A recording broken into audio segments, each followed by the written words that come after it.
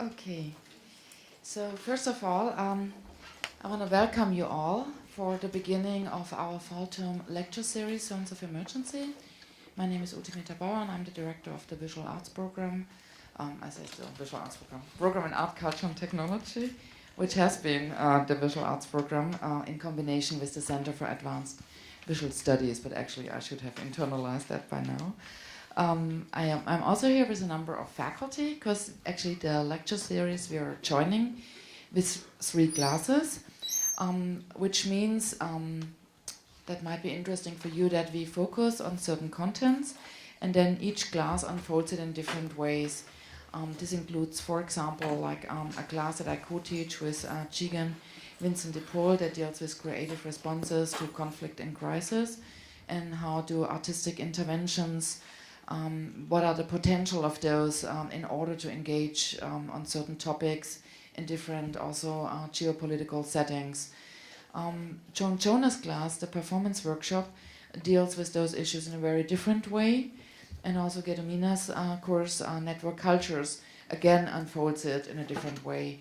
But then students also have a common ground to have an exchange, and also as those debates usually are very stimulating, and as we have like an amazing range of guests, we also want to give access to friends of our program and to people who are interested at MIT to those contents to also reach a wider audience for the contents that we introduce.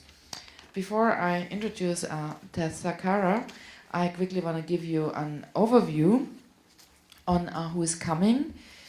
We will have Jack Persikian, who is a curator, who is of Armenian origin, but focusing also very strongly on Palestinian artistic production in Jerusalem. We'll talk about like Jerusalem also as a contested space and how it is unfolding and how it is working basically to run a small art space there. His respondent will be Nitin Sawhney, who is now an assistant professor at a new school and who has been a fellow first at CAVS, then at ACT, but also who has been a lecturer in our program, and he has a PhD of the Media Lab. Then we will have Yoichi Ito, the newly appointed director of the MIT Media Lab, and he will talk about enabling emergent voices and expression through technology.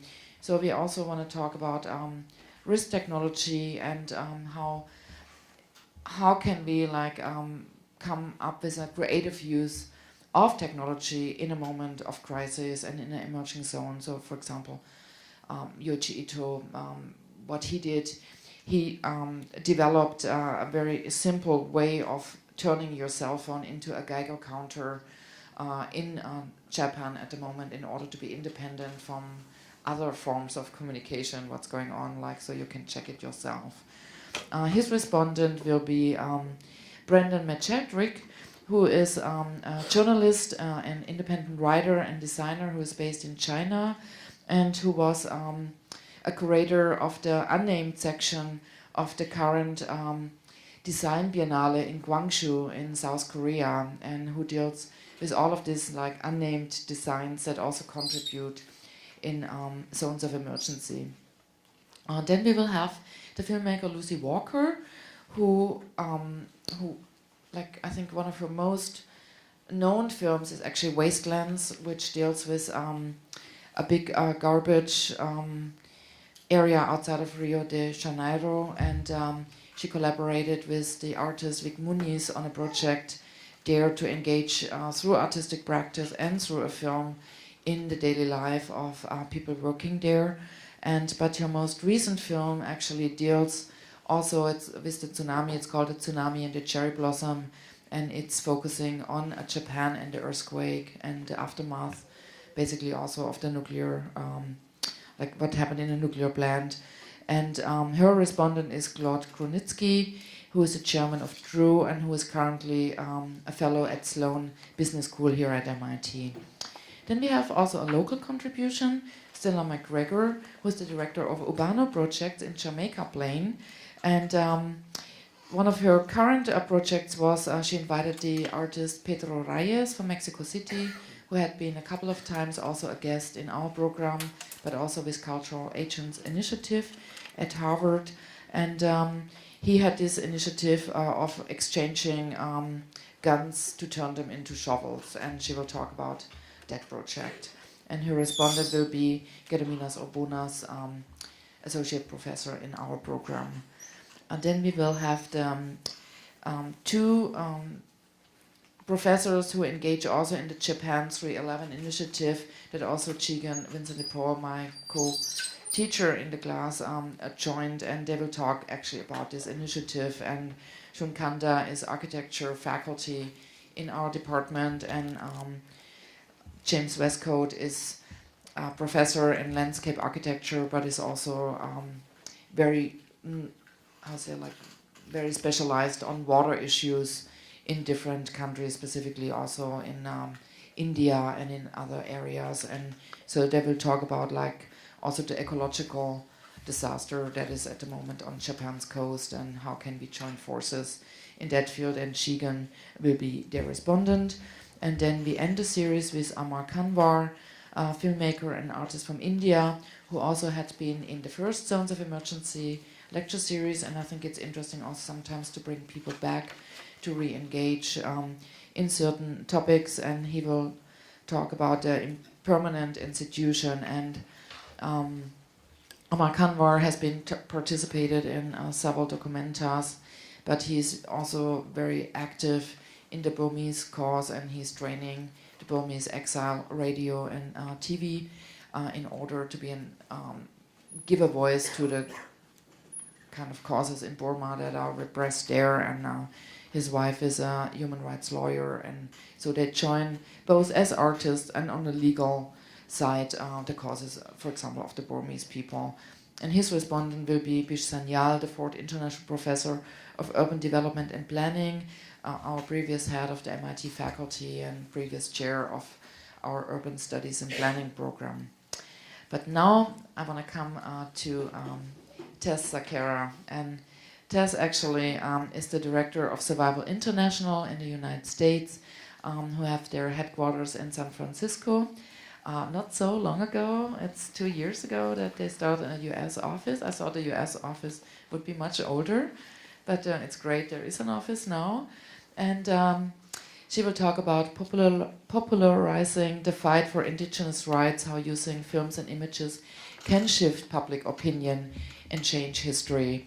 And her lecture will explore the methodology of human rights group Survival International, who has a specific focus on group efforts to general groundswell of support for tribal people all over the world. And also knowing a bit the work of Survival International also in Germany and in England, it's really, it's not just joining forces and support indigenous people, but it's much more how to be an ally, how to be a support structure for indigenous people in arguing for their rights and fighting for their rights, and give them also legal support, give them more publicity, and making their causes public to a much wider audience that maybe doesn't know so much about, not the tribes, very often the tribes are known, but their undergoing struggles are not so known. And also, why are those spaces so interesting, and why do these people have to fight for their rights? So I think that is also content of Tess's talk tonight. And I think, and afterwards I will also join her in having a discussion. But Tess herself attended Trinity College in Dublin, where she received her Bachelor in English Literature, graduating in 2008. She volunteered first for Survival International in the UK in 2006, and then she launched the US office in San Francisco, as I said, 2 years ago. She now directs the US office full-time. And since 2009, Survival International had a number of major campaign successes, including the Indian government banning aluminium giant Vedanta Resources from mining the sacred lands of the Dongria Kondh tribe in 2010, and also in supporting the High Court of Botswana, affirming the Bushmen's right to access water on their ancestral lands in 2011. So I think also to really support legal arguments and legal cases in court is still a very necessary endeavor, and like I think the tribes often really need this kind of support. And now, with no further ado, I really want to welcome Tess Thackara. Thank you.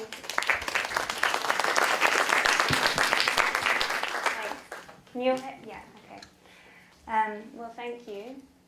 And thank you all for being here today. It's always really wonderful to have an opportunity to share a little bit about our work. So thank you to Uta for organising this series and inviting me here today. So you all know that my work involves Indigenous rights in some way. But in order to be a bit more specific about the kinds of issues we deal with in survival's methodology, I want to jump in and begin with a case study. And also to outline what we see as the problem and the solution in this case study. Because every NGO or charity frames a problem in a particular way and talks about the solutions and strategies in their own particular way. And I think this is really what defines a group's work. So I'm going to use an example of a recent campaign which was very successful. And some of you may actually be familiar with this campaign. It was in the press a lot last year in 2010.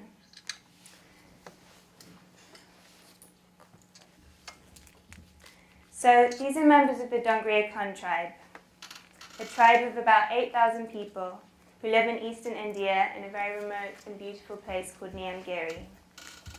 They live on a mountain and depend on that mountain for all of their food. The Dongria farm the hill slopes, grow crops in the forest, and gather fruits and leaves for sale. At this point, I want to make a brief disclaimer. I'm going to be talking a lot about us and them, and sometimes I'll talk about what a tribe needs. I realize this sounds like I'm putting words in their mouths. Unfortunately, it's very difficult to talk about a tribe without talking about us and them. But I hope you'll see in the film that I'll show a bit later that when I talk about the Dongria Kondh and what they need, I'm really paraphrasing their own words. We don't help any tribes that don't want our help. And we do everything we can to simply make ourselves a platform for tribal peoples to voice their concerns to the rest of the world. I also want to make a brief aside about what I mean when I talk about tribal peoples. I'm talking about Indigenous peoples that are living separately, that define themselves as a people. In other words, they see their identity as separate from mainstream cultures. They speak a different language or dialect. Another defining quality of the people I'm talking about is that they're largely self-sufficient, which means they live off the land. They depend on the land in a way which we don't. So, to go back to our case study, what is this particular tribe's problem? Well, when we first started working with the Dongria Kondh in 2007, a big aluminum company named Vedanta Resources was trying to force them off their land in order to mine their mountain for aluminum. Many from other Kondh tribes had already been coerced away from their land with offers of money or other benefits to make way for a refinery. The Dongria Kondh, however, could not be placated by the company's offers and were resisting. They had seen firsthand what had happened to other Kondh groups that had been lured off their land and were now living in fenced-in concrete homes at the foot of the mountain with no land to farm, and depending on handouts or back-breaking jobs with Vedanta. This is a picture of their mountain in Niamgiri, and this is a member of the Dongria Kondh standing on the top of the mountain. The tribe was constantly subject to intimidation from Vedanta operatives. One local activist died in mysterious circumstances in 2010, and 2 leaders of the Dongria resistance were abducted at gunpoint, also last year. Unidentified people blocked roads to prevent journalists from speaking to the Dongria. This was our position on the case. Niamgiri has been the Dongria's home for thousands of years. This isn't just like one of us moving from Cambridge to San Francisco. This isn't simply a case of them needing to have enough food to survive physically. The mountain means so much more to this tribe than simply being a source of food. To be a member of this tribe is to live on this mountain. Their land has a very deep spiritual significance for them. They worship it like a god. And in many ways, it's the source of their identity. We've seen many instances of tribes being displaced and integrated, and their people effectively becoming extinct. When tribal peoples move off their land and gradually integrate with mainstream society, their languages die off, cultural practices are forgotten, and their identity as a people is gone. Furthermore, they almost always end up as members of a poor minority group. If integration is what they want, it is, of course, entirely their right to choose that path. Again, we only step in and help communities who want to remain on their land and want our help in giving them a platform. And I don't have time to go into some examples of tribes that have experienced all those negative impacts of progress and development, but we've produced a lot of reports, and if you email me, I can send you lots of examples of cases in which that's happened. The bottom line is that the Dongria Kondh should have the right to decide how they want to live. That's a basic human right. So how could we help the Dongria Kondh? And now I'm going to talk a bit about the way we frame the problems that we face in helping the Dongria Kondh and other tribes like them. Tribal people's problems have long been a minority issue and viewed as marginal on the world stage. We're talking about very remote people outside of the general public's orbit of knowledge. When there are so many catastrophes playing out across the globe, usually a lot closer to us and impacting our own lives more, how can we ask people to care about a few thousand tribal peoples wanting to remain on their land? How can we attract the world's attention? How can we move them to act for tribal peoples so that in the case of the Dongria Kondh, the Indian government would stop the mine from going forward? While some groups or individuals might argue that it's inevitable that tribes like the Dongria Kondh will eventually be swallowed up by encroaching industrial development, and that integration is desirable and necessary, our point of view is that those ways of thinking are actually one of the biggest problems we face in our work, because it's not inevitable that tribes will be wiped out, and forced integration and the mainstreaming of cultures is definitely not what the Dongria Kondh tribe needs or wants. We realized that in order to help the Dongria Kondh, we had to use popular media and popular media channels, film and images, to capture the public's imagination, so that people would understand that moving this tribe away from their mountain would destroy them. We needed to present our argument in a way that could appeal to everyone and empower them to act. Our best solution to this problem was to make a film about the Dongria Kondh, to go and talk to them, to give them a platform to address the rest of the world, and then to try and push it into mainstream media as far and as wide as we could. We saw it as our job to allow the Dongria to tell their own story, so that people everywhere in countries across the world could understand what was really going on there, free from Vedanta's propaganda.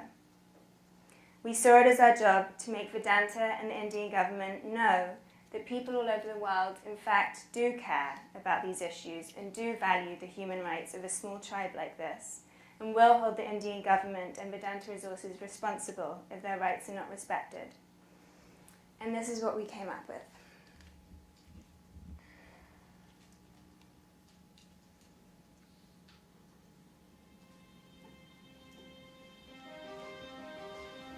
One of India's most remote tribes. A mountain they revere as a god, and a multinational mining company with its sights set on the mountain's sacred stone. The stage is set for a bitter struggle against the backdrop of eastern India's dramatic landscapes. As the bulldozers draw closer, what will one tribe do to save their forest, their mountains, and their god?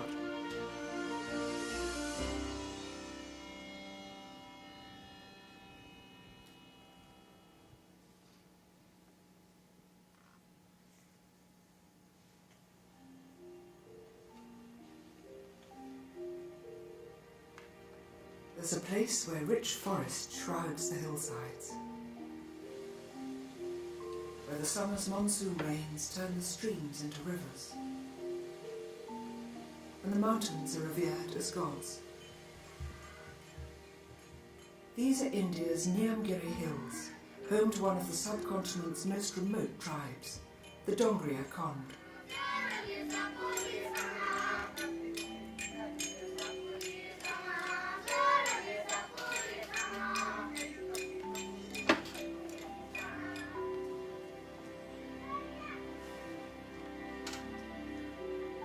In the beginning, their mountain god created Nyamgiri as a homeland for the Dongria. And they say he's been watching over them ever since.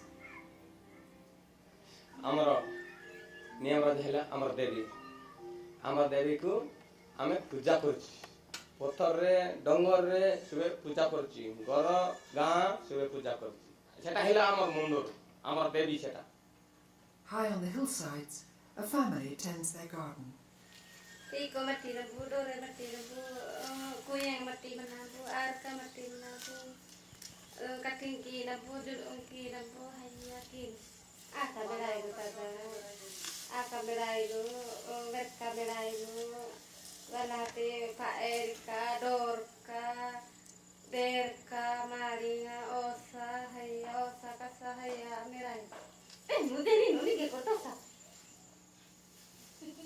Dongria Kondh men spend much of their time in the forest, collecting a different kind of harvest. They're gathering juice from the forest's giant palm trees. The palm juice is mildly alcoholic. It gives the men the energy they need to keep walking through the dense forest for hours on end. Sabu, amar paapur sabu bulichi, amar dongar dunguri, ebebi deke debi. Salpagato ati, salpagato pet puruchi, ame duma heuchi. Konda kodli tille, seta duma heuchi. Seta boot jiki kar ja. But it's not the bananas or the sweet roots which are now attracting outsiders. The mountains are rich in bauxite, the raw material for aluminium, and it's this that's brought London-based mining company Vedanta Resources here. It plans a vast open-cast mine on the top of Nyamgiri, the Dongria Kondh's most sacred site. Lodu is the leader of Lakboda, a village that lies inside the area leased to Vedanta. He's taking survival researchers to the mine site in the forest above his village. पहाड़ नेबा पाई बोले पत्थर सब नेबा पाई से एक पानी चाहूँगी पत्थर तिले का आमी को पिला तिले का आमी बची पारबो डंगर पहाड़ सब बची पारबो वर्षा आसबो से पवन आसबो शीत आसबो सब तासबास हेबो पत्थर सब को पानी ने आमी मरि जीव हमर आत्मा से जीव एटा तो हमर नियमगिरी हमर आत्मा. The company hopes that blasting the top of the mountain away will reveal 70 million tons of bauxite. Through the trees, you can see Vedanta's aluminium refinery in neighbouring Lanjigar. These wide plains, far below Nyamgiri, are home to other neighbouring tribes, and Lodu sees their fate as a warning. एबे लांजिगर टिके जाऊं तो आगे से कुपानी केंती बसला से पेक्टर बसे देला से पालन बसे देला केंती ताके हरान हे जाउची सेंती हरान हे परे से मने ओदेर को सेंती बुली सुडी सेंती मोरी जाउची पिला जिला सेंती मोरी जाय सेती पाई से वेदन कुपानी को से लांजिगर लोक से मानुची एबे जानी देला आगे से आसु से वेदन कुपानी बोलीतिला एबे केते ताके कुकुर गति हेउ नाही सेती पाई एबे से लांजिगर लोक एबे जानी देला से जमी बाड़ा नाही ने से ताको घर दुआर नाही ने सब से वेदन कुपानी सेंती घर दुआर बांधी करे सेंती रोई जाउची लांजिगर जाऊं तो आगे एबे टिके देखि जाऊं तो आपण. Vedanta's refinery dominates the plains around Lanjigar. Its toxic waste is dumped into enormous pools and then seeps underground. You can even hear its hum from high in the Dongria Kondh's forests. But Lanjigar wasn't always like this.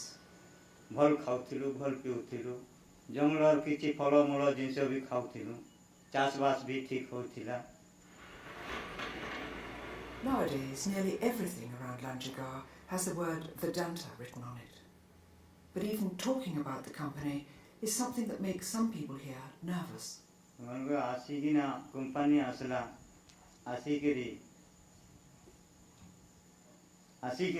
से कोइला जे जमीवार छाड़ बापा टंका पैसा neo ନାଇଁ ଆମେ ଗାଁ ଛାଡ଼ିକରି ନାଇଁ ଯାଉ ବୋଲି ବହୁତ କାଣ୍ଡା ହେଲେ ତଥାପି ଧଲା ଗୁଣ୍ଡା ମାନେ ଲାଇନ୍ କରି ସେ ଜବରଦସ୍ତିରେ ସେଟା ପୁଲିସ୍ ଲାଇନ୍ କରି ସେମାନକେ ଉଠେଇବାର ବ୍ୟବସ୍ଥା କଲେ ଆଉ ବଳି ଯୋଉ ରାତି କେତେ ଲୋକ ଆମେ ଘର ଛାଡ଼ିକରି ଗାଁ ଛାଡ଼ିକରି ନାଇଁ ଯାଉ ବୋଲି କରି ଯେତେବେଳେ କହିଲା ଯେ ଜବରଦସ୍ତି ରାତି ବୁଲି ଯୋଉ ଲଗେଇ କରି ଘର ମାନେ ବଙ୍ଗା କମ୍ପାନୀରେ ଜମି ଆମେ ହରେଇ କରି ଏତେ ଅସୁବିଧା ହେଉଛୁ ନାଇଁ କହିଲେ ସରିନି ସେ ପାଣା ଠେଲା ତ ପାଣି ପାକେ ସବୁ ବାଟେ ପାଣି ନାହିଁ କେନେ ଅସୁବିଧା ନାହିଁ ପାଣି କୂଅ ମନଟା ସେ ଜରଣ ପାଣି ସେ କୂଅର ପାଣି ଜରଣ ପାଣି ଥାନେ ବି ସେ ଆସୁଛି ବକ୍ସାଇଡ୍ ଗୁଣ ସବୁ ପଡ଼ୁଛି ଆରେ କିଛି ଅସୁବିଧା ହେଇଯାଉଛି ସୁବିଧା କେବେ ସୁବିଧା ନାହିଁ But alongside the pollution and the razor wire, there's something remarkable. Resistance. बाकी थिला लोग के कोची तमर एरिया के कंपनी आसी भल भाव रे चलो आमे चलू नाही तू आमके चला नाही आमे जे दादी ओजा काल रु जिंती चलुथिलु सेंती को चलू एटा मारा धरा करवा चेष्टा चली लोक एंता टॉपी गले ने जे जेन सार्थ करी बोली के लोक माने दबी तिले एबे तो सब से नियमगिरी जीवन पचे जीवा हमर जीवन आगे जीवा बोली Back in Nyamgiri, the pressure is mounting. Roads are being bulldozed deep into the hills. बेदांग असले तो हम मानबु नाही आगो न जानितिली से बेलक्षिना में किछ करबे किछ को नाही बोले करी से फैक्ट्री बंदले एबे ठीके जानि पारले हमरो वीरत्र आसले से सरकार बोली जानि पारली एबे ताको मानबा को दरकार नाही हम बेदांग रास्ता आनबा को दरकार नाही हमर नियमगिरी पहाड़ रे हम गाड़ी नाही गुड़ा नाही हमें सेटिन जीबू नाही हमें And so the Dongrias have blocked the roads into their sacred hills. They're not waiting for their fate to be decided in a corporate boardroom. बेदांग हमरो नियमगिरी पहाड़ सोइंगो का दरकार नाही हां हमर बैंक गले भी मुंडो गले भी मचाल बने से पारले सॉरी हमें पाल एनरे तदा बुडा ताई बाय नतर वेतर गेना आतेरु सारी भी तीन दोलो नतर हबेदना एकोट कत्ता क्या नगा मारो दाबी किनो ऐसे मादेला मन बेने मा राज्य तक मारो मनो मा देश तक मारो किनो You stand down and try to breathe. The air will calm you down. moi seta debi nai to tuare golle bi mote pass korle koro morle moro pujle pujo amaro agre tilla senti eka ebe agre kenti tilla sono tortilu ebe bi sono torta pisu You can run away from me. Nothing's gonna change. You can hide yourself from me. I'll see you anyway. o bilo ko bani nele tipu jeti gote no kette kono log kichu lo gani par deki pulis wala kette dina roibi pulis wala kette dina mote ba gandi dina rote ba to debe na maso kai dina roibi ba to kai dina roibi dio ko bani to nele jiti kette dina ro bole setti roibi amor jibon no sari no morlo dai amor thano amor datti ka amor ni amor datti sari dina केते हमरो आदिवासी हो कि हमरो आपरो idea माने समझते हमर side मिसेबारा पड़बो बेदांग केडवारा पड़बो You can run away from me, but nothing's gonna change. You can hide yourself from me. I'll see you anyway.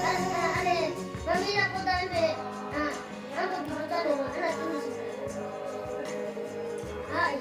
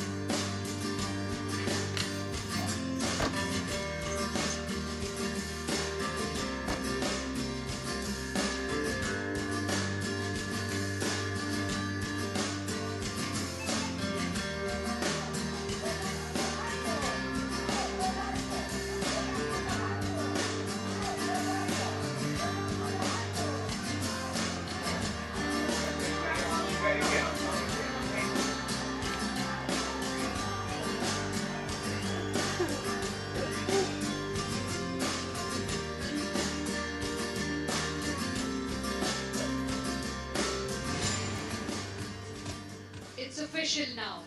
The UK-based Vedanta is not getting permission for its $1.7 The curtain billion call for Vedanta's mining project in Orissa. No, rejected to Vedanta's plans to mine for bauxite in Orissa. It's as flat a no as you can get. No discussion. There's no way.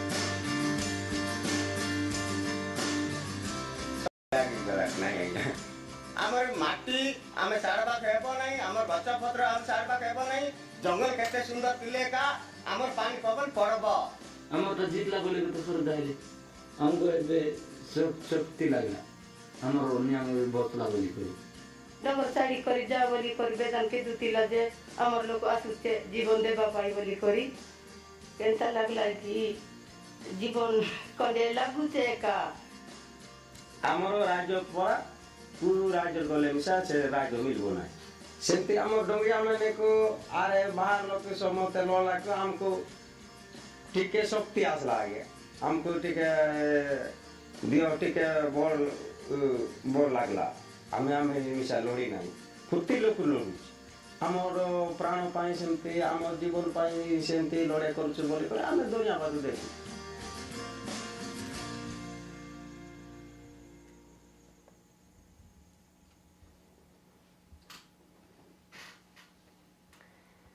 So what you probably found was that watching that film was far more engaging than hearing me talk about the campaign, and that the film really brings the case to life and captures the beauty of their environment and their spirit of resistance in a way that I can't.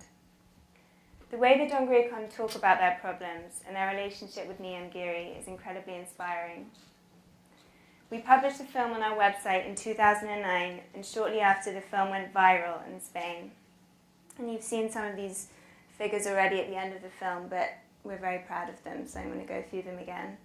So 600,000 people at least have watched Survival's film online. And that's the amount of money that Vedanta shares that have been sold in Vedanta shares. So a number of major organizations dropped their shares in Vedanta in protest, including the Church of England. 2 organizations dropped their shares before the film came out, so we can't claim to be responsible for all of that. But the film definitely built a lot of momentum and moved people. We know this not only because it continued to be shared, but because of the feedback we received. 10,000 people wrote letters to the Indian government in protest, and the case was all over the press. We took out an ad in Variety magazine, which was a direct appeal to James Cameron to watch our film. And a couple of days after we published this, I actually got a call from James Cameron's publicist, so we know he watched it, basically just to tell me that they'd been very moved by it and that they wanted to help. So following that, the tribe became the avatar tribe in the press, and we dressed a couple of our employees up as the Navi. And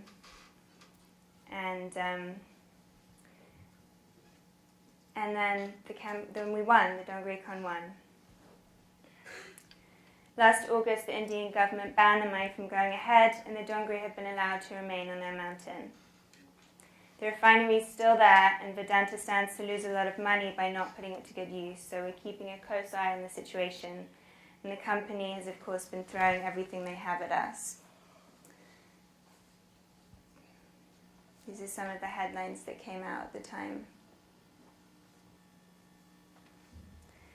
So you can see the impact that creating a storm of publicity has on one campaign. Aside from accruing public support, it's about making sure that the investors in Vedanta know what's going on. It's about attracting people in the public eye to support the campaign. And Michael Palin and the actress Joanna Lumley, who actually probably aren't that widely known in the States, but if you've ever seen Monty Python or Absolutely Fabulous, you might recognize them. They came out and supported the campaign. The more people that watched the film, the more people that shared it, the more press and bloggers were moved to post stories about the tribe and embed the video on their sites, the more the Indian government felt pressured to act for this tribe. Because governments are vulnerable to their international reputations. I'm really trying to impress the point that every one of us can help just by watching our films, sharing them with friends, or over social networks, by writing letters to governments and companies. The Dongria Kondh are just one of hundreds, if not thousands, of cases worldwide of tribal peoples who are being forced off their land or threatened, for a variety of different reasons. I'm going to quickly run through some examples of all the different problems that tribal peoples face.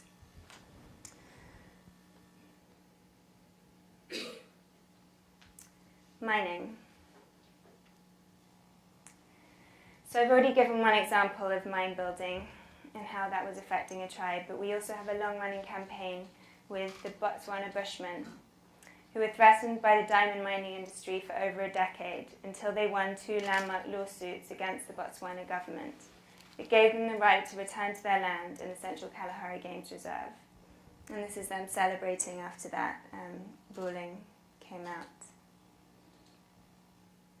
Dam building. We have a current campaign against the Jibe 3 dam that's being built along the Omo Valley River in Ethiopia and stands to threaten about 100,000 tribal peoples who depend on the natural flood of the river. And these are some pictures of the Omo Valley tribes.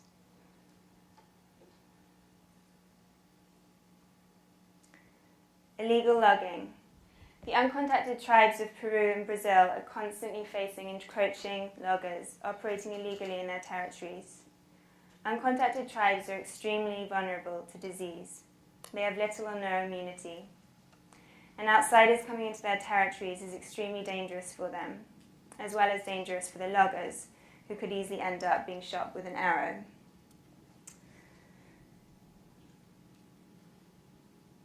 And that's a picture of an uncontacted tribe in Brazil, in the Brazilian Amazon. Conservation. The Ogiek in Africa are being forced off their land to supposedly protect the natural habitat. Cattle ranching. In Paraguay, cattle ranchers are encroaching on the lands of an uncontacted tribe named the Ayareo. Biofuels. In Borneo, Malaysia, the Penang are being forced off their land for the production of palm oil, which is considered to be a green gas. These few examples are really just the tip of the iceberg.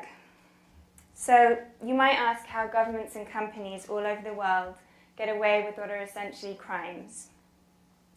What's underlying all of these problems is racism. The reason governments and companies think they can get away with displacing tribal peoples, or they think it really doesn't matter to anyone what happens to a few dozen tribal peoples, is racism. Tribal peoples are often viewed as primitive, backward, and intelligent. These are the kinds of terms often applied to tribal peoples in the media. Primitive, backward, from the Stone Ages, they're all very loaded terms. In Botswana, up until the court case I mentioned, the government was denying the Bushmen access to water holes, literally denying them access to water on their own land, in one of the hottest places on earth. The Bushmen had to trek 300 miles to collect water. That's further than walking from Boston to New York. At least one Bushwoman died of dehydration. It's no coincidence that the government was trying to make this tribe's life impossible, and that the tribe also lives directly above a diamond reserve. The Botswana government has made its racist attitudes towards the Bushmen very clear. Last year, President Khama of Botswana accused the Bushmen of living, and I quote, "a life of backwardness, a primitive life of deprivation coexisting alongside wild animals, and a primeval life of a bygone era of hardship and indignity." President Khama previously referred to the Bushmen as an archaic fantasy. Again, the point I'm trying to make is that the treatment of tribal peoples by governments and companies is almost always underpinned by racism. Tribal peoples really have everything stacked against them. They're usually racially different, always culturally different, and they're a minority. They often exist in very small communities. And they're often isolated and have no means of communicating with the outside world. They have no voice. The impact of governments and companies could go virtually unknown. Cumulatively, these factors together make tribal people some of the most vulnerable people on the planet. So what's the solution? Some more images of the Penan tribe.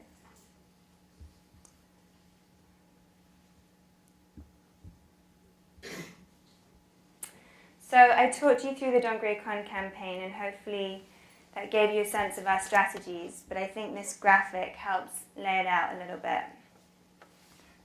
And really these are all very simple ideas, but when executed well, they've worked for us. So this is survival, and we constitute 7 offices in 7 countries in 6 different languages. The US office is our newest office, and we're about 2 years old now.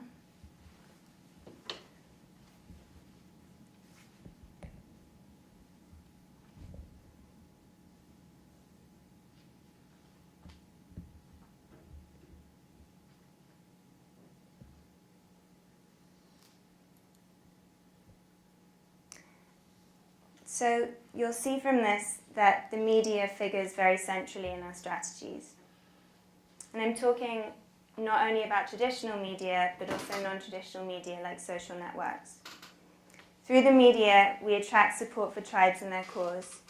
People read about our campaigns, they like what we do, they support us, and we in turn can put more resources into research and writing about our campaigns and creating films and other media, and then in turn reach more of the general public through that media. We need critical mass to put pressure on governments and companies everywhere. This is where the popularizing comes in.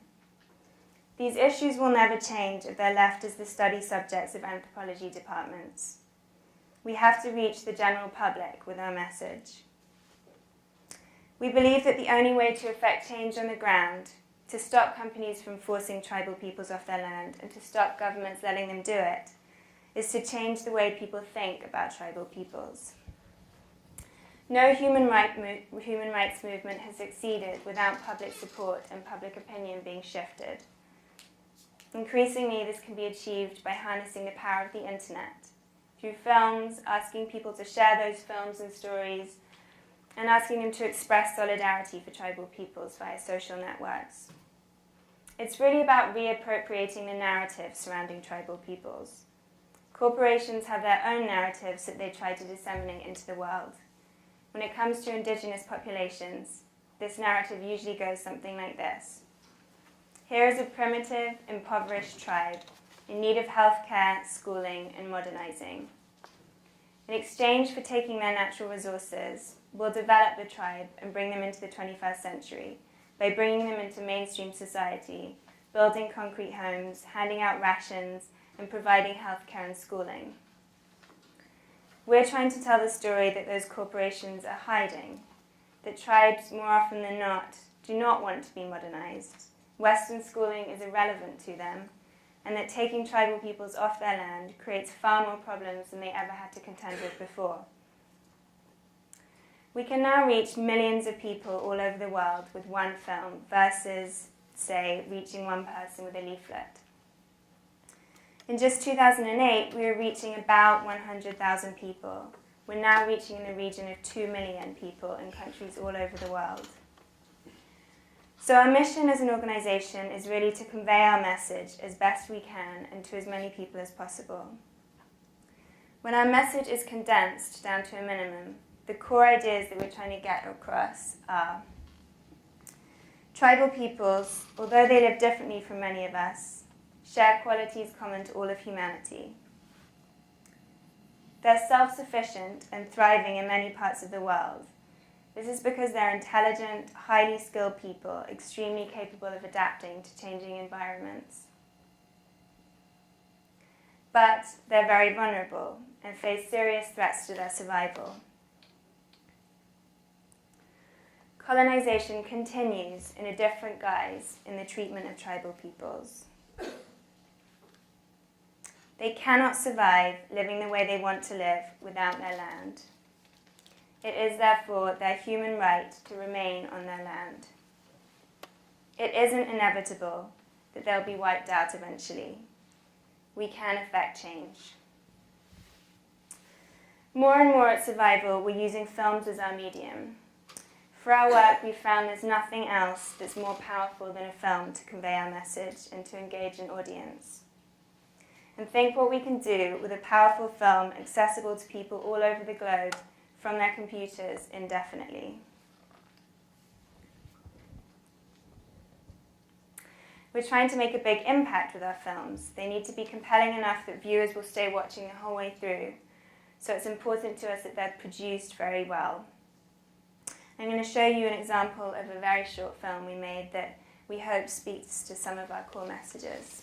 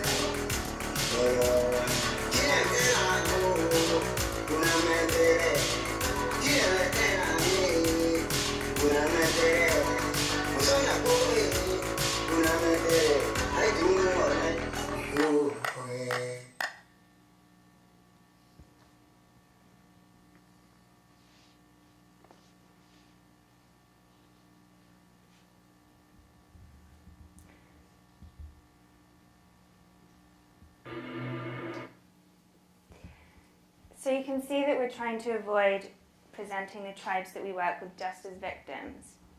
We want to avoid dehumanizing them and instead show that they're like us in lots of ways. They work, play, have children, laugh. We also want to show that they're doing just fine when left alone. We want to empower them and make the public understand that the situation isn't hopeless. We can help.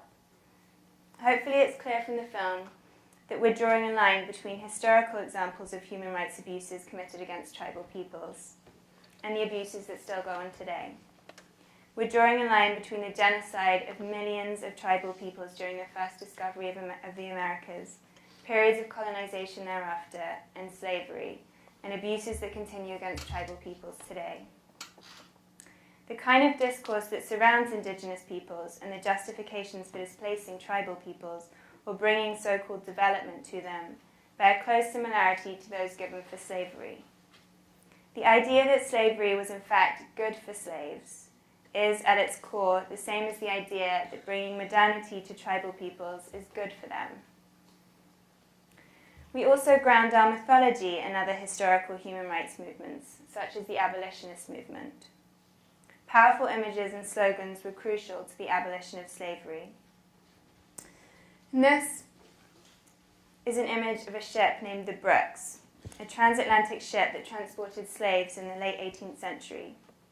You can see the image depicts the way slaves were packed in to maximize the number they could transport. So closer image. The Brooks was reportedly allowed to stow 454 African slaves. by allowing a space of 6 foot by 1 foot 4 inches for men, 5 foot 10 by 1 foot 4 for women, 5 foot by 1 foot 2 inches for children. However, allegedly the bricks had carried as many as 609 slaves at one time. This image was used by abolitionists widely and had a massive impact in really making people feel how barbaric slavery was. We think about these precedents a lot and try to use evocative images and films that will move the public to act. Sometimes we organize publicity stunts like this. We like fancy dress at Survival.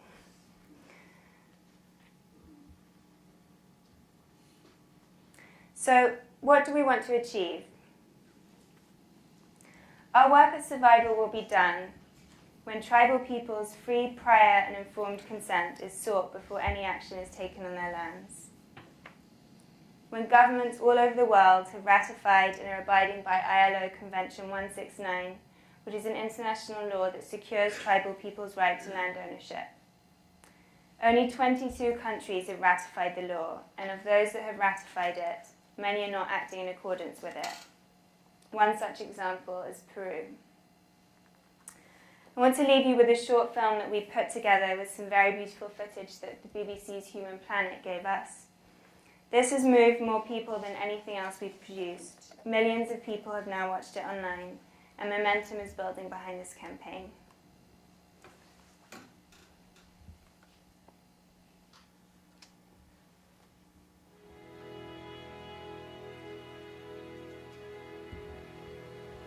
Jose Carlos Morelos is on his way to the remote headwaters of the Dongria River in Brazil. The dense Amazon forests below are home to one of the last uncontacted tribes left on Earth.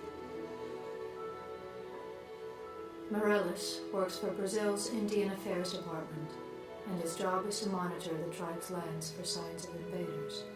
Primeiro que são povos meio que desconhecidos, né? É difícil convencer até o próprio Estado, né, que eles existem. But the pressures on these forests are growing, and Morelos knows that he has to convince those who doubt the tribes live here at all. For the first time, he's allowed a BBC film crew to travel with him. Powerful zoom lenses will allow them to film from a kilometer away and minimize disturbance. E não acreditando que eles existem, não vai ter nenhum movimento a favor deles. E uma imagem, às vezes, vale por 1000 relatórios, por 1000 palavras. Está aqui.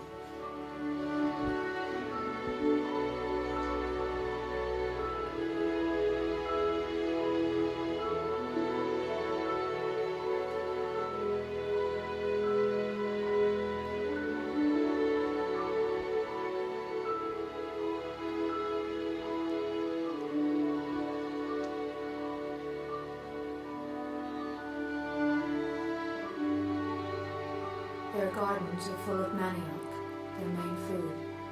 They're also growing bananas and papaya. And there are hundreds of anato trees. The tribe makes bright red body paint from the crushed seeds. Morelos has been monitoring this tribe for 20 years, but he fears their lives are about to change for the worse. Illegal logging across the border in Peru is forcing uncontacted tribes there to flee. De repente começou a aparecer uns isolados lá que não eram de lá. É óbvio, qual é o único lugar para onde os isolados podem correr? É para fora de casa, não tem para onde mais correr. But instead of expelling the loggers, Peru's government has suggested that uncontacted tribes don't exist at all. É a única maneira da gente poder mostrar ao resto da humanidade que esses povos existem. É melhor isso do que ele entrar em contato com um bando de garimpeiro ou com um madeireiro, que vão matá-los na primeira vez que virem, não vão fotografar, vão atirar neles e matar. And it's not just violence that puts uncontacted people at risk. Viruses, like the common cold, can kill them, and even wipe the tribes out completely. A minha utopia seria que esses povos tivessem, primeiro, a opção de escolha, né? Nós vamos continuar, nós vamos entrar em contato é a terra, você conseguir o espaço e manter esse espaço livre de interferência, de qualquer interferência, que é a única forma dos índios isolados sobreviver, não tem outra forma.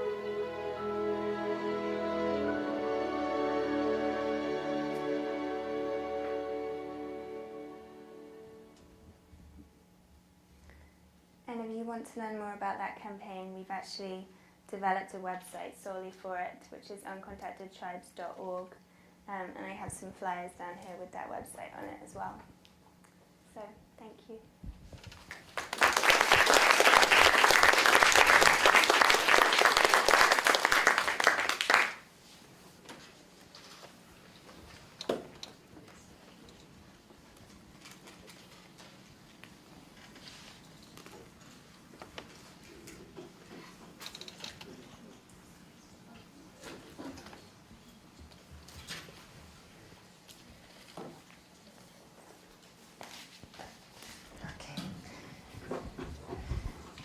So before, first of all, thank you so much, and also I wanted to talk a little bit like in response to how, first of all, how it came across, how I came across survival, but also in general where we come into play here, like being also at MIT, because I think one issue is that very often we don't know so much.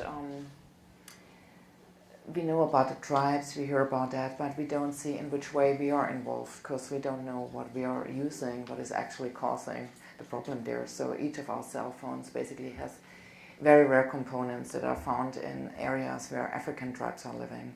So just to understand where we come into play, I think is also very important and very helpful to make us understand where we contribute to the problem. Because I think nobody of us is not supportive of tribal areas, etc. But like unconsciously, we often are part of the problem.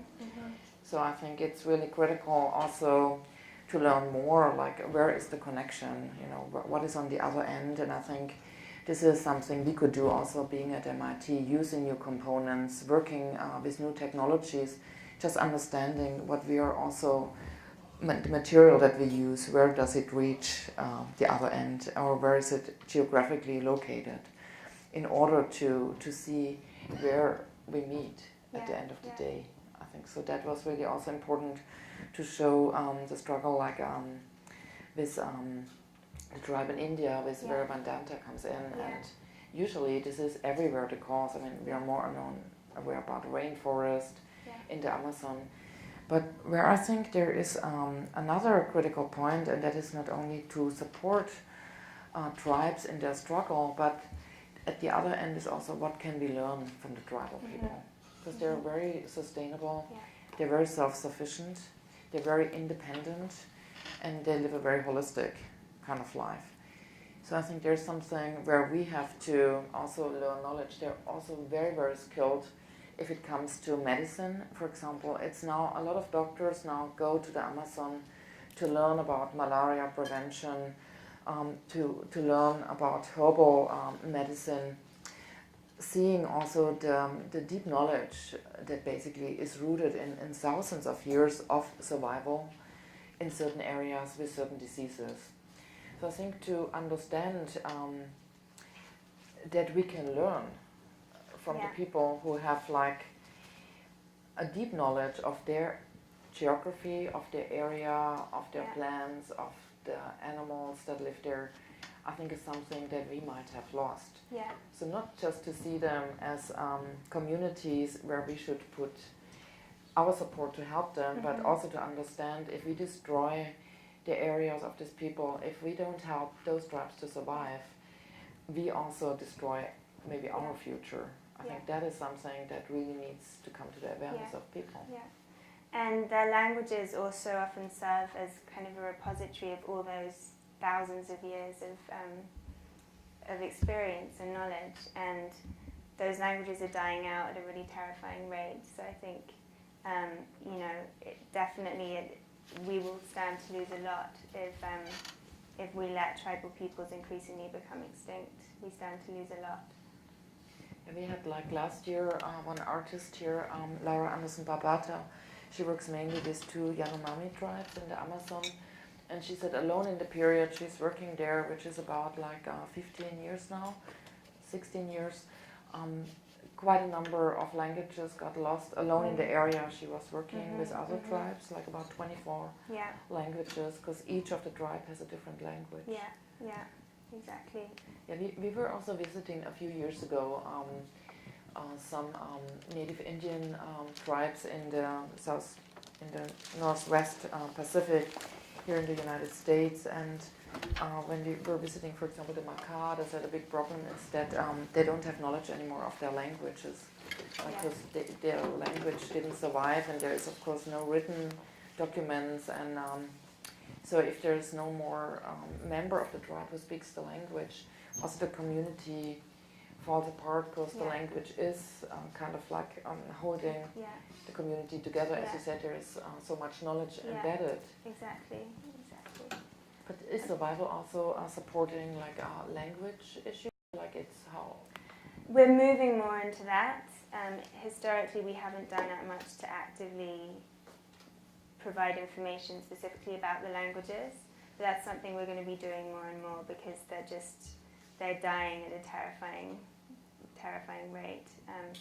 So we really want to do more to use all of the audio content we have, because we've got years and years of libraries full of audio content of these incredible languages. With the Bushmen have this kind of clicking language that's just nothing like you've ever heard before.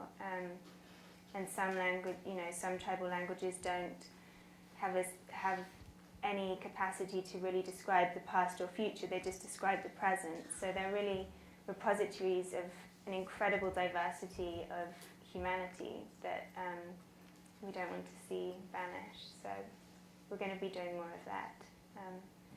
But just to speak to something you said earlier, I wanted to make the point that particularly in the face of climate change, tribal people so often live in incredibly harsh environments and are amazingly able to survive and adapt to those environments. And I think that as our environments increasingly change, we do stand to learn a lot from them. So. I mean, one example would be the people that live in Fireland in the very south of Chile, because like they face very different kind of climates during the year, and they basically survive the tremendous hard climates like in their winter, which is like our summer, through putting fat on their bodies. They have no clothing, but they just put fat, and by this they survive the winter. So I think that is also something that we looked up when we were working on kind of like new technologies for extreme environments that we face more and more, and we realized like one opportunity of course is like to develop new layers, but then we also realized there are much other techniques, like which is food. I mean, and even very simple things like tribal peoples were the first people to cultivate potatoes and tomatoes, and all the things that really make up our everyday diets come from cultivation by tribal people. So we're also trying to bring awareness to those things, just to illustrate how much they have done, and that we can't really call them unintelligent or undeveloped, because their knowledge and experience is just extraordinary and has contributed a lot to us already. And I just wanted to talk a little bit like if we can shift to Bruce. We got to meet, and with we, I mean a few musicians that I also know, we got to meet survival actually through Bruce Perry. Bruce is, he was a former Marine in the British Army, which is like, similar like to the Marines in the US, which is, his father was already in the army, then he joined the army, and at one point he realized like, that cannot be it, there's so much destruction, but he's incredibly trained, and so he was in different areas, and he basically left the army. He also was brought up through strong religious, he was brought up in a religious family, and he also realized how can it be that like you're raised religious and Christian, but at the same time are joining such destructive forces, and he left it all completely and started to visit tribal people, and then he started also this program for the BBC, which quite unusual person. Then he started to ask musicians if they would join to create a benefit album, like in order to bring the causes more across. And this is how we met. And then he introduced us to survival, and I was very much stunned when we invited for a German event, Survival Germany, because Survival Britain didn't have time, and so I asked Linda Poppe, who's running the office, so how many people are there working, and basically it's her alone. So many of the offices are actually run by one person. Right. Our London headquarters have about 25 employees, and then all the other offices are much smaller, and including the US, which is essentially myself and one other person and a team and some interns. But our roles are really just to try and push all of the research and press out into our respective countries. And so the offices that are in France and Germany and Spain are really translating all of our material into those languages. And the Spanish office does a lot of work with Latin America as well. So we're trying to just create a kind of global system that will push our material out all over the world in as many languages as possible. But to keep the infrastructure on a very low level, also not to waste resources, etc. So I was very stunned about the efficiency of, like, I mean, really, as you say, one person can do a lot. I was very stunned. I mean, if you see the results, and that is just amazing. Yeah, I mean, we've kept ourselves very small, and especially considering, you know, we've been operating for over 40 years since the UK office was founded. But, you know, we're keeping ourselves very lean and very centralised. You know, all the offices are very much on board with the UK office and their research. And I think that actually enables us to be really a lot more efficient, because there's less, I guess, bureaucracy. And, you know, a few people can do a lot if you develop the right media contacts and just put a lot of energy into pursuing them and talking to journalists about the campaigns and trying to get people to, you know, then go and help you. So trying to activate more people who will then go and do their bit. You can affect a lot of change. So we've found that we haven't needed to grow that large so far. So when we showed the films in Frankfurt, like in the audience, the response was like, it's a little bit like reproducing a cliché. It shows children. It's emotional. It's more like an advertisement. And then Linda Poppe of the Berlin office, of the German office, she said, no, but this is what we want to do. Like, maybe if you want to have it more complicated, more complex, maybe that's what you do. Yeah. So I mean, there's, you know, we have to simplify our message in a way, because we are trying to popularize what we do, and we are trying to reach everyone, and these are complicated issues, but you lose people when you tell a very complicated story, and, you know, people don't have that much time to look at what you're producing, so we just want to make our message as clear and succinct as we can, and engage people and move people as quickly as we can, and we want that to really mean everyone, so we don't want to exclude anyone, you know, we need everyone on board. So, yeah, I mean, we get criticisms thrown at us, of course, that, you know, we get accused of, the really crazy one to me is being told that we have a romantic image of these tribes, because it just, to me, it kind of strikes me that, you know, this is as romantic as you know, if opposing apartheid or opposing slavery was romantic, that's really, you know, it's the same thing you're saying, essentially. And so, yeah, I mean, we face some criticisms, but, you know, we're finding that our method is working. So, so we're going to keep doing it the way we're doing it.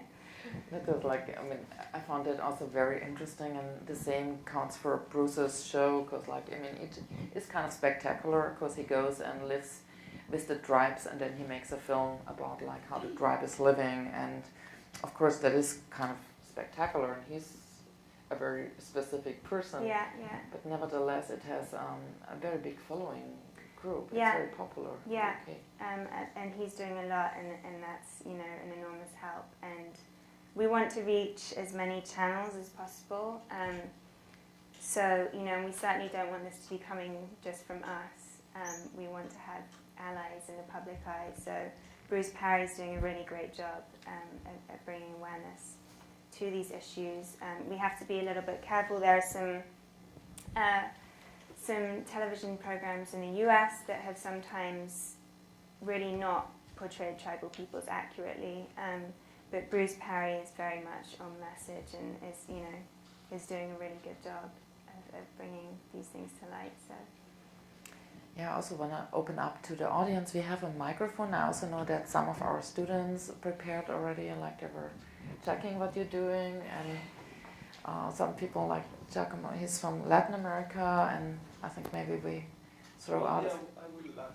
If you take the microphone, because then everybody can understand, and please feel free to put your questions. Yeah, I would like maybe you can expand a little bit what the convention, like the 169 international, land yeah, control. It's a bit of a mouthful. Yeah, and then basically, because I'm from Peru and I see some videos from your website, and I see like maybe Peru is on following that, and then following that same question is maybe putting the case of India. This particular government don't accept the continued development, the mining in that hill. But what is their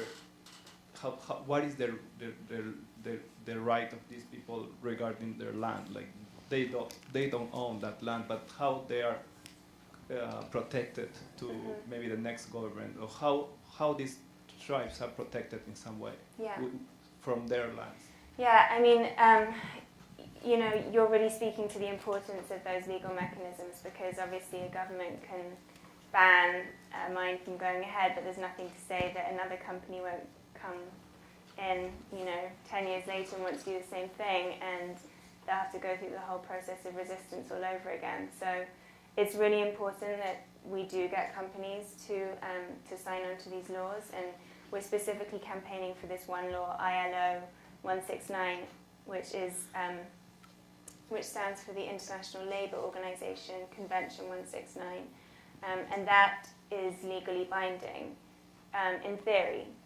So, having said that, Peru has signed it, and yet they're not doing enough to guarantee that the Peruvian tribes actually, are totally protected, and they won't let anyone trespass on their lands, because they are letting illegal loggers go ahead and trespass on their lands. So it's not really enough even for us to just campaign for this law. We have to campaign for the law to be really upheld in all those countries as well. All we can do is campaign for that and try and make it happen. But they don't have property of that. They don't have they don't have official ownership of it. No.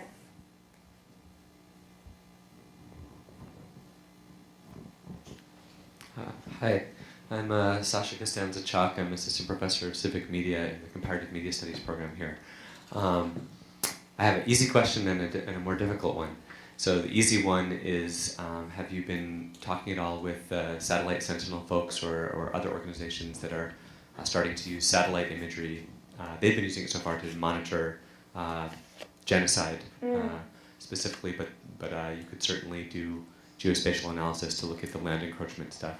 That's the easy one. That would probably really be a question for our tech people. I know that we're using Google Earth and satellite imagery more, and that we have a grant for Google Earth, and we're looking to start embedding that into our sites, because we do definitely feel that having a visual of where these tribes are and what their landscape is like, and just really making it more concrete for people to see what's going on is really important. And there's something quite symbolic about placing a tribe on a map and saying this, delineating their territory, saying this is their territory. But I can't say any more net about how we're using that. I don't know. Yeah, you should talk to them. They're actually, they have an arrangement where they request specific, highly detailed, satellite imagery that's current, so they can use it to actually track, say, the encroachment of an illegal logging road or that kind of thing. The more difficult question is one about, I guess, the role of the organization in the context of a changed landscape of digital media literacies. So there are a lot of groups, or there's an increasing number of groups of tribal peoples and indigenous peoples in general who are fully appropriating and using the tools of digital media production to tell their own stories, narrate their own issues and advocate for themselves. And so I guess I just wonder how you're approaching that as the landscape changes, as DV cameras and cheap editing become more available, and as more groups start to produce their own media. Do you see your role maybe shifting to being one of, the support role starts to include more digital literacy trainings, gathering and amplifying the cultural production, the digital cultural production of tribal peoples, as that starts to be something that's more widespread? I've had one conversation with the person that manages all of our tech stuff and learned about this, and he thinks that the real issue with that is just connecting. These people are remote, and just connecting to a server to transfer that content is really the problem. More than anything, charging whatever it is that they're using. That they don't have electrical outlets, obviously. Those really are the issues. We've got as far as giving satellite phones to the Bushmen. I don't know that we have any immediate plans to start training them to develop their own content. I do know of a couple of other groups that are doing that, but with Indigenous communities that are slightly more, slightly closer to mainstream life, and might have access to the internet and things like that. The people we're talking about, it's a little bit more tricky. It'd be interesting to do collaborative technology. I just want to say, I think that's where we come in, because survival is really, as I said before, the German office, I think it's one or two people who run everything. They just try to create also an awareness of the causes. And as I said, where do we come in? Where can, of course, satellite phones using exactly the resources why they get violated. So I think it's, how we're talking about computers, and so they can get access, but actually the computer causes the problem too. So, how can we deal with all of that? Also understanding, of course, digital media can be a solution, but it also is part of the problem.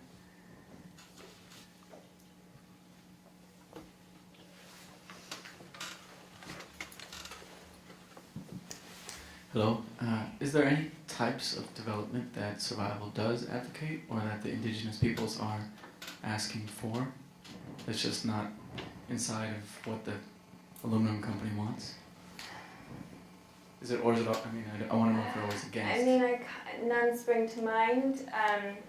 There are certainly tribal peoples that are more contacted, that have moved towards mainstream life, that do want healthcare and things like that. And there are certainly, the Yanomami, for instance, they have people helping with health problems, and the tribe certainly wants that and needs it. So there are instances, yes, where they do want healthcare. They rarely want Western schooling. So it depends. The Dongria Kondh, they sell things. They have some exchange with mainstream cultures, but they still don't want schooling or anything else like that. They're quite self-sufficient and happy to be left alone. So. And it also depends. I think there's also a change of consciousness of tribal people. Mm-hmm. Like that, at a certain time, of course, it was very attractive to just, you see the goods and you think, oh, this is also good, and then sometimes the chief of a tribe would make a deal while not everybody in the tribe is agreeing. But we also saw that if you have different parts of the tribe, very often they are also geographically divided by colonial kind of land separation. Yeah. And on one part of, on another country, the tribe has a different development than on the other side of the border. Right. And so they start now inter-border communication, where sometimes the one group is more wealthy, but they have lost the knowledge of the tribe, and on the other part, there's the knowledge, but not the resources. And I think that is now slowly starting, that there's also more communication, like across borders, where the colonial structure has caused a divide. So there's, as I said, there's so many different groups in different levels. There are so many different tribes at different stages of becoming contacted, and so many different communities wanting slightly different things. But our focus is very much on the people that are both uncontacted and very recently contacted, who really don't want to be intervened with. So, except for wanting our help.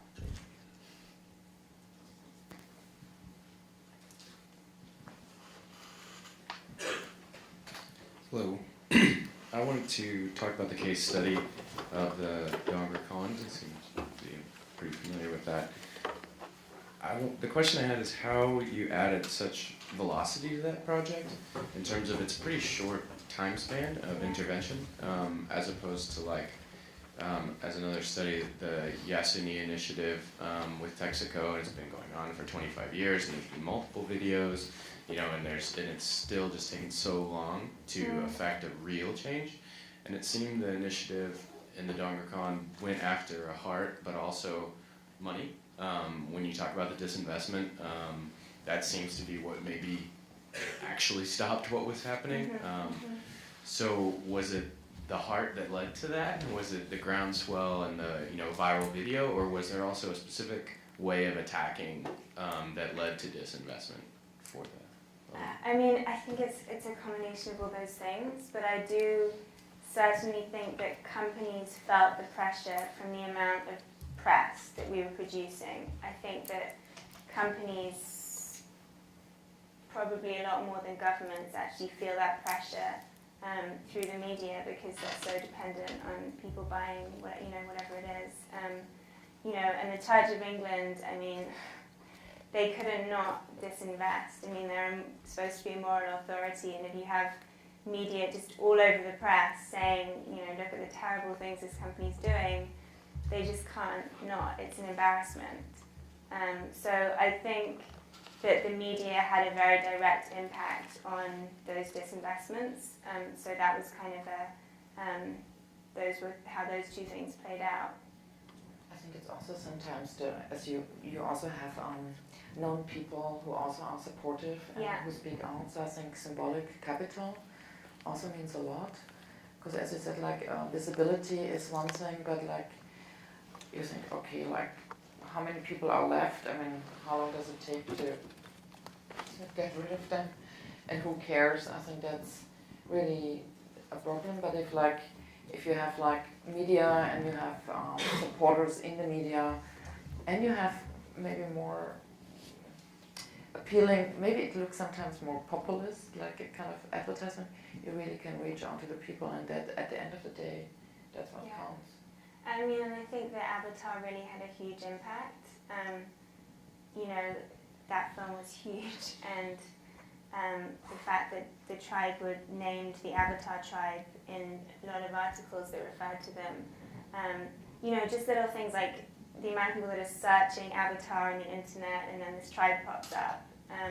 It was just a way of spreading the media everywhere by using that search term. And I think that film really captured the public's imagination, Avatar, we think that this tribe living in this very remote and beautiful place could be compared to the Na'vi in a way that many other tribes could. Not every Indigenous rights group after Avatar came out was vying to get James Cameron on board and really make the connection with Avatar, because it was just such a big press thing. But I think that the Dongria Kondh really looked most similar to the Na'vi in terms of living in this incredibly lush gorgeous environment and being very beautiful people and living on this gorgeous mountain and stuff. So I think that actually that had a really, really big impact. But I think also to show the factories or to show the devastation of the land at certain areas, I think also helps. I mean, the artist Alfredo Char, for example, was filming mines in Brazil, and also the conditions under which people are working there and like how the land really was destroyed afterwards. Very often we are just not aware of that. Like if you read about it, it's so different than if you see an image, you see people. And I think then it's also more difficult to ignore it.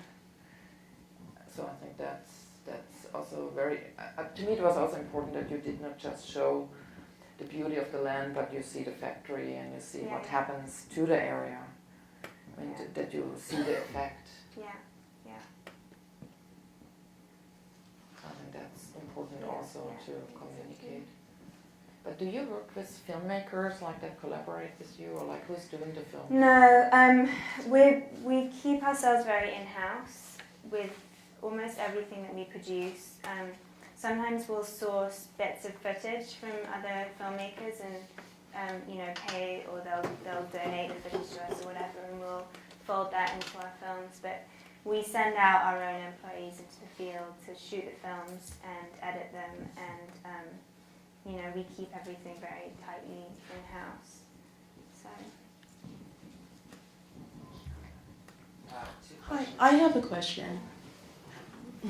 I was wondering whether Survival Watch ever considered working with other indigenous groups, say in North America, for example, because there's been a lot of media usage for many years, and there are radio programs and all kinds of information and advocacy throughout North America, including in Canada. Yeah. And so amongst tribes, and we're here in the U.S. on tribal land. I mean, you're just driving through land. I was just coming a few days ago through upstate New York, and it says Seneca, welcome to Seneca land. Yeah. And this, I'm just really curious about, because to me it seems a little bit weird the way there's a kind of seems like a dissociation between those kinds of relations if you think about it more internationally or globally in terms of tribal peoples. I'm just wondering about that because I think there is a lot of, I think there is agency and there's not, the kind of division between kind of we and the them, and it sort of rings to me of a kind of salvage paradigm, this sort of idea of that kind of differentiation. Yeah, when we first launched in the US, we really tried to reach out to Indigenous organizations all over the US, and we've definitely, I've talked on a radio show that's hosted by a Native American, and it's, we definitely use those media channels. As far as actually having campaigns in the US, we don't have any, and that is for two reasons.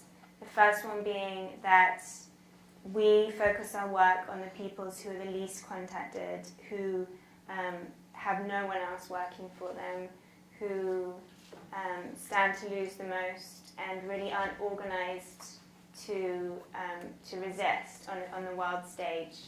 And obviously Native Americans face terrible problems still, as do Indigenous populations all over the world.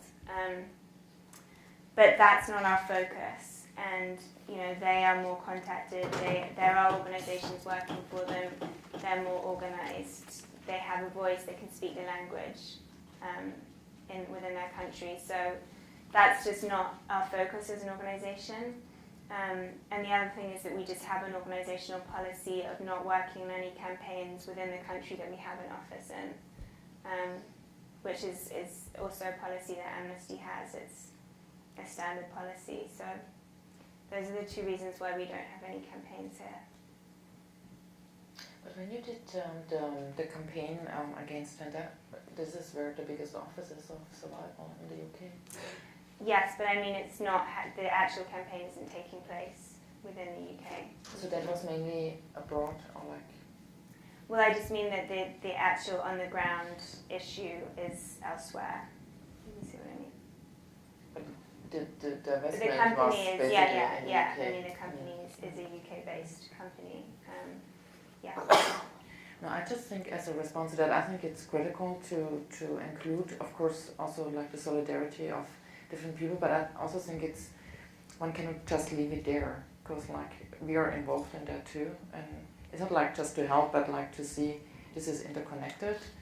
So I really sometimes wonder like how can we not just think, oh, we can help, but understand that we are involved. Yeah. You know, not like we are the ones who can do something, but much more like sharing responsibility. And this is, I wonder how can that be translated? You know, to understand we are also consumers. Yeah.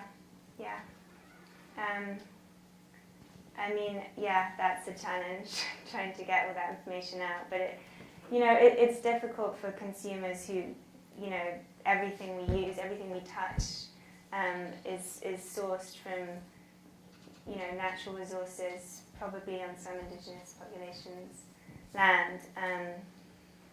And you know, I mean, I think we certainly ask the public to boycott we've asked the public to boycott Botswana diamonds, for instance. You know, can we ask the public to boycott aluminum? I don't know. I mean, that's a major ask, and we don't know, you know, where specifically that aluminum will be going, which companies are using it. These things are so complex. You know, and when it's easy, just in the case of Botswana and diamonds, we just say, you know, I think a huge proportion of diamonds actually come from Africa, and so we can say specifically, you know, boycott diamonds that are coming from this place. But sometimes that's not so easy to do. So I have two kind of strategical questions. Let me ask them both and you can answer, I guess, maybe a combination. Number one is a simple, where best do you get your funding for the organization? And number two is, how do you differentiate yourself from all the other NGOs, you know, seeking the attention of Western people who have the potential to help you? Because, you know, we're, as Westerners, we're inundated by pleas for help. Yeah. But I think one thing I notice already, though, is that your emphasis isn't on fundraising, which is what we usually get hit by. Yeah. And so, but amongst all those organizations, how do you manage? So the first question, we are funded almost solely by individual donors. So we don't accept any government money, and we do accept money from companies if they give it to us, but certainly not if we think that they're doing anything to harm tribal peoples. The vast majority of our donors are small donors, giving $50 to $100. And our basic policy thus far has been, we push what we're doing out into the press, people see us, they come to our website, there's a donate button, they like what we're doing, they donate. We haven't done very much, in fact we've basically done no active fundraising within the US, and you know, I mean we're small, and so we would like to grow a bit more than we are, but we don't envision growing a huge amount. So so far that's been okay, and we've been able to sustain ourselves just by people coming to us. I mean, we've had, I think, 5 foundations literally just appear out of nowhere and give us money, and we haven't applied for any grants. So we're kind of just operating on the premise that people will see what we're doing and like it and want to support us, and so far that's worked. The second question, how do we differentiate ourselves? We see ourselves as the only organisation that's actually helping tribal peoples globally. meaning we are operating all over the world.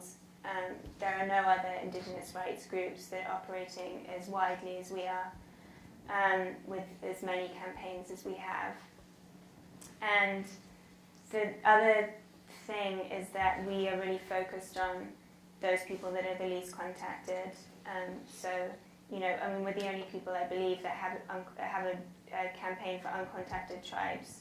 So our focus is, you know, on the people that really have everything to lose and have no voice. So that's kind of our focus as an organisation. And the other thing I would say is that we, I think we're unusual as a group in that our goals are very long term.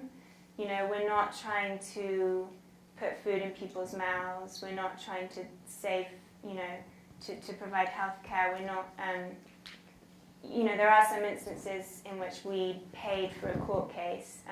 There are instances where we'll have a fund for a particular tribe, and we'll find some way to get it to them. But for the most part, we are focused on long-term goals of shifting public opinion and advocating for their rights. And you know, that's sometimes harder to makes it harder to attract donors, because donors really want to feel that they want to see immediate and concrete impacts of what they're giving money. You know, they want to put a kid in school.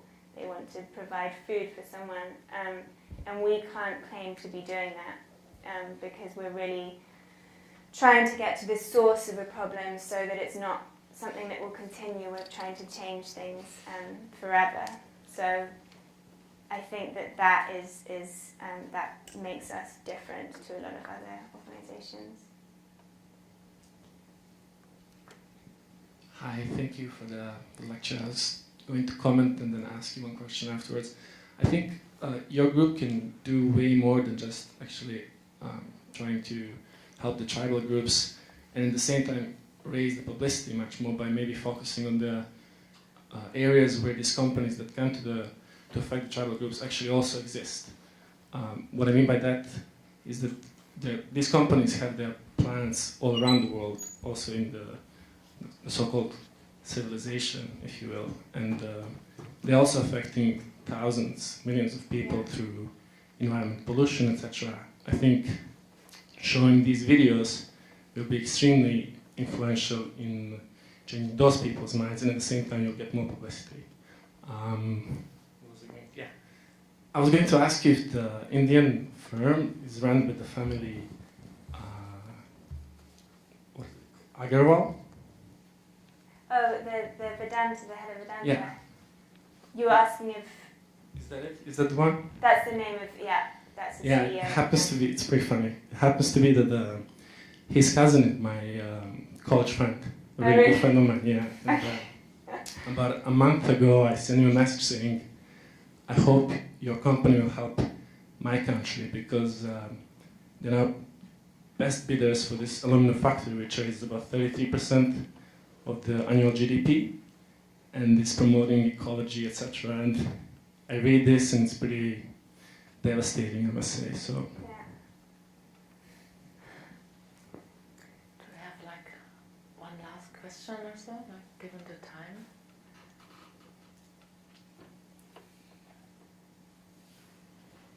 If not, there's this outside, and also here we have like our links to survival, also to see more what they're doing in different parts, and also thanking Tess, who is really, as we say, like I got connected to her from the German office that just said like call her, and so it's still really a small group of people, and what we think, what is critical, why we look into that, is really to see that one can do something. It's not like just, oh, you're doing it all.